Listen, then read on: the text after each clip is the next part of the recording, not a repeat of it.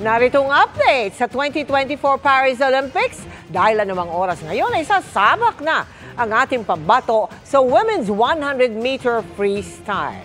Nauna nang lumaban kanina ang mga Pinoy athletes sa rowing at judo. Mula sa Paris sa France, nakatutok live si JP Soriano. JP?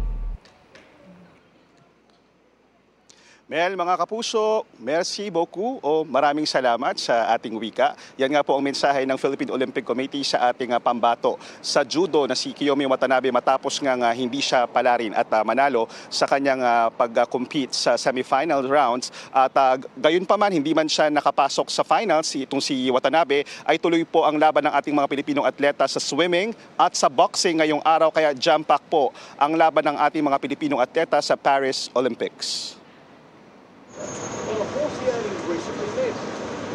Dumayo pa ng Paris, France ang ilang Pinoy para suportahan ang ating mga atleta.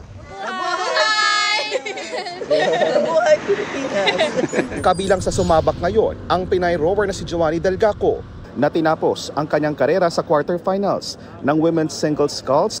Mga kapuso, narito po tayo ngayon sa Champ de Mars Arena. Isa po ito sa 36 na sporting venue sa 2024 Paris Olympics. Sa eliminations naman ng Judo Women's 63 kg, bigong manalo kontra China si Kiyomi Watanabe. Tuloy naman ang kampanyang magkamedalya ng iba pang Pinoy, kabilang si Kayla Sanchez, na sasabak anumang oras ngayong gabi sa Women's 100-meter freestyle. Nagpabilib muli sa fencing ang Amerikanang may dugong Pinoy na si Lee Kiefer matapos talunin ang kanyang kasama sa Team USA para makuha ang ginto sa women's foil event ng Olympics. Ikalawang Olympic gold niya ito matapos ang nakuha sa Tokyo Olympics. Tubong tagum Davao del Norte ang kanyang ina.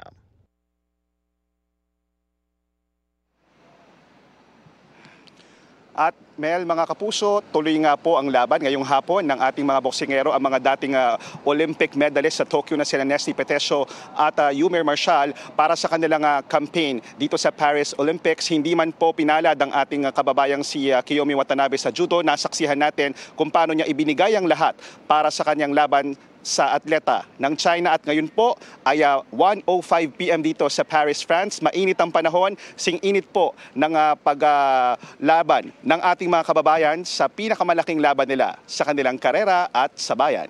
At live nga po mula rito sa Paris, France at bahagi ng Philippine Olympic Committee Media, JP Soriano. Balik mo na sa iyo, Mel. Maraming salamat sa iyo, JP Soriano.